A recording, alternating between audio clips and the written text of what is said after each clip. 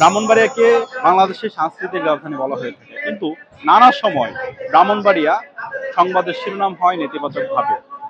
মানুষজনকে সংঘাত থেকে, মাদক থেকে ফিরিয়ে আনার লক্ষ্যে, মানুষকে সচেতন করার উদ্দেশ্যে এই ব্রাহ্মণবাড়িয়ারই কিছু যুবক আয়োজন করেছে একটি প্রীতি ফুটবল টুর্নামেন্ট। আজ এই ফুটবল টুর্নামেন্টের ফাইনাল ম্যাচ। এই ফাইনাল ম্যাচকে ঘিরে এই অঞ্চলের মানুষজন বেশ উৎসাহ উদ্দীপনার মাধ্যমে এই খেলা উপভোগ করার জন্য এই এই মাঠে উপস্থিত হয়েছেন। আমরা এখন এই মুহূর্তে দাঁড়িয়ে আছি ব্রাহ্মণবাড়িয়ার আশ্রীনগর উপজেলার বুড়িশ্বরী ইউনিয়নের শ্রীগড় গ্রামে। শ্রীগড় গ্রামবাসীর উদ্যোগে আয়োজিত এই ফুটবল টুর্নামেন্টের ফাইনাল অনুষ্ঠিত হবে আজ। এই ফাইনালকে কেন্দ্র করে এই অঞ্চলের আশপাশ থেকে বেশ কয়েকটি উপজেলা থেকে মানুষজন এখানে জড়ো হয়েছেন এবং বেশ উৎসাহ উদ্দীপনার মাধ্যমে এই খেলাটিকে মানুষজন উপভোগ করবেন।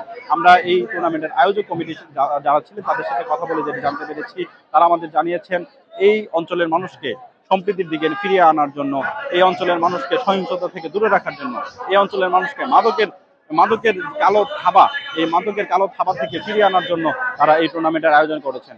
আজকের এই টুর্নামেন্টে যারা বিজয়ী হবেন তাদেরকে পুরস্কার হিসেবে একটি মোটরসাইকেল উপহার হিসেবে দেওয়া হবে এবং এই টুর্নামেন্টের যারা পরাজিত হবেন তাদেরকে রানার্স আপ টিমকে একটি ফ্রিজ উপহার হিসেবে দেওয়া হবে, পুরস্কার হিসেবে দেওয়া হবে।